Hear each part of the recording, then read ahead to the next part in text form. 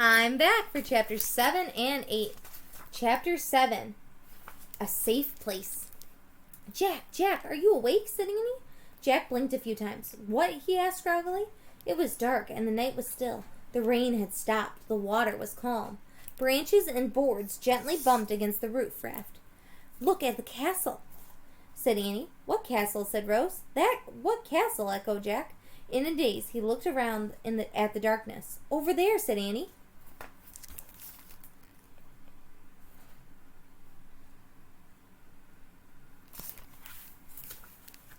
A full moon peeked out from the clouds. Moonlight shone on the castle towers rising above the water.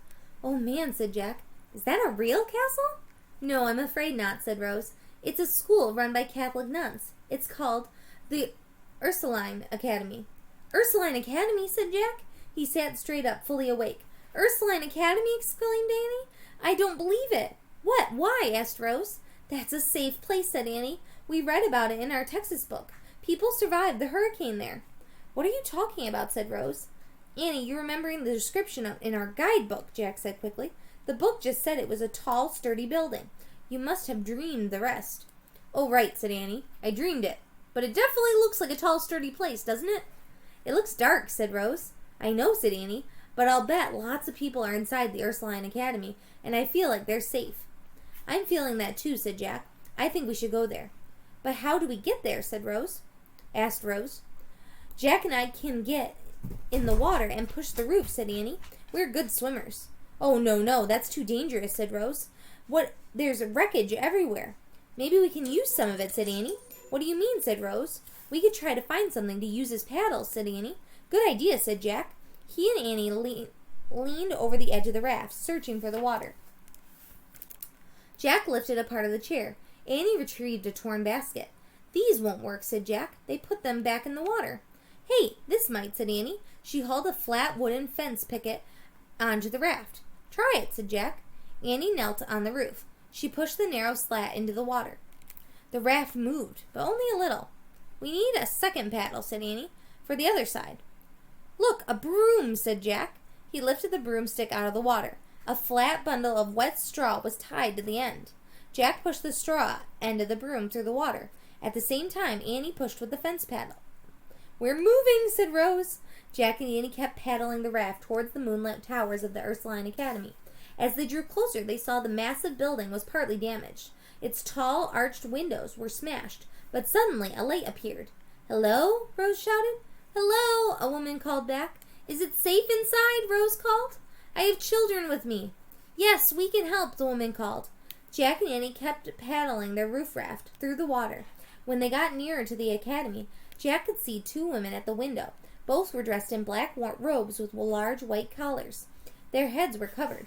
Jack realized they must be Catholic nuns. The young woman held a lantern. The older one was leaning out the window. Keep paddling, you're going to make it, she called to them. Oh my, that's Mother Mary Joseph, said Rose. Who is she? Asked Annie. Mother Mary Joseph is in charge of the school and all the nuns. She is much loved in Galveston, said Rose. The raft finally reached the window. Jack grabbed the windowsill to hold the floating raft steady. The younger nun held the lantern. Mother Mary Joseph helped Rose and Lily climb through the window. Go next, Jack said to Annie. Annie crawled through the window. Then she grabbed the edge of the roof raft. She held it steady so Jack could climb inside the building. We're safe, said Annie. Jack took a deep breath. They were in a long hallway with dark wooden walls. Welcome, all of you, said Mother Mary Joseph. Sister Agnes will stay here with you with the lantern while I take you to the auditorium. But first, your children must put shoes on your feet. First you children must put shoes on your feet. Our hallway is littered with broken glass. The nun reached into a bag and pulled out 2 pairs of shoes. They were both black lace-ups. Jack and Annie each took a pair and put them on. Jack's shoes were too long and too narrow. They looked silly on him. Rose laughed. It was good to hear her laugh, Jack thought. He laughed with her. At least they'll protect your feet, Rose said. Come, said Mother Mary Joseph. As he walked down the hallway, every step in the tight shoes was painful for Jack. Mother Mary Joseph led them into the auditorium.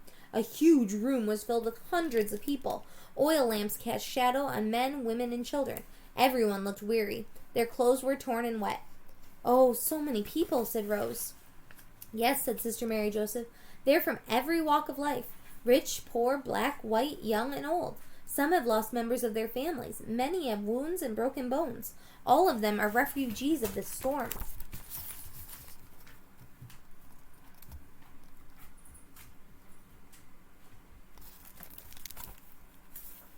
Chapter 8. Lighting the Way.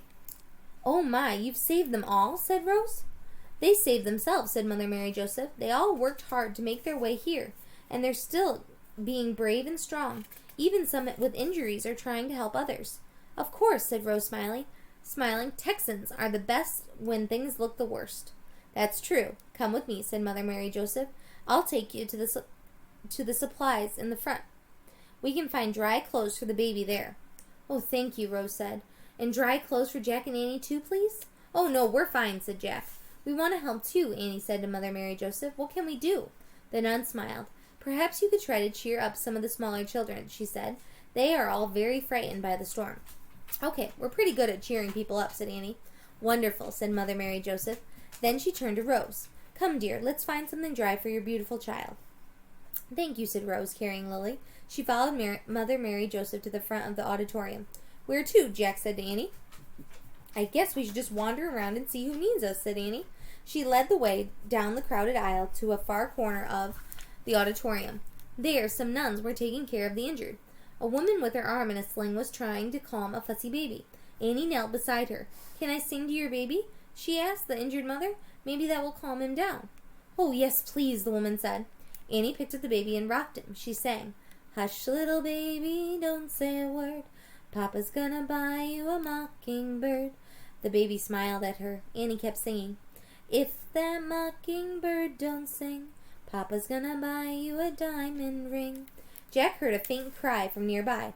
"Rose?" As Annie kept singing, Jack looked around at all the injured people. Who said Rose? He wondered. The cry came again, louder than the first one. "Rose?" Jack saw a young man lying on the blanket.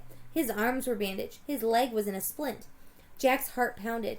He hurried over to the man and knelt down. "Are you looking for Rose?" he asked. "Rose, she's singing. Lily," the man said. "Are you Lucas?" said Jack. "Yes," the man said weakly. "Oh, wow. Hold on," said Jack. "I'll be right back." Jack hurried to Annie. She had rocked the baby to sleep, but was still singing softly. "I found Rose's husband," Jack said. "See the man over there with the hurt leg? He heard you singing that song. I heard him call Rose." Oh, said Annie. "Get Rose. Bring her here."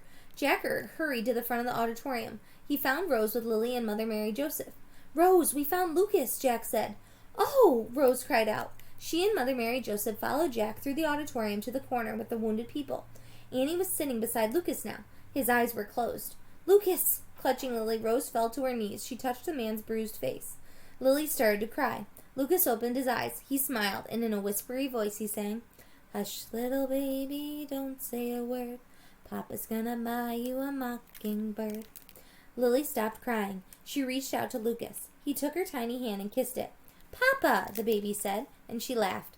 "Oh, Lucas," said Rose. She was laughing and crying at the same time. Oh, that makes me so happy. I was worried for them. Lucas reached out to her. Rose took his hand and pressed it against her wet cheek. "I was so worried about you," she said. "I'll be fine," said Lucas.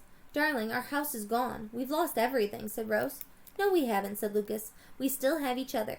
How did you get here?" As Rose began telling Lucas about their journey, Mother Mary Joseph turned to Jack and Annie. Rose spoke of her great courage and kind hearts. She said, "I'm glad you found your way here. I fear few others will be able to find us in the dark." "Why?" said Jack. "They will have no light to lead them. We have very little oil left in our lamps," said the nun.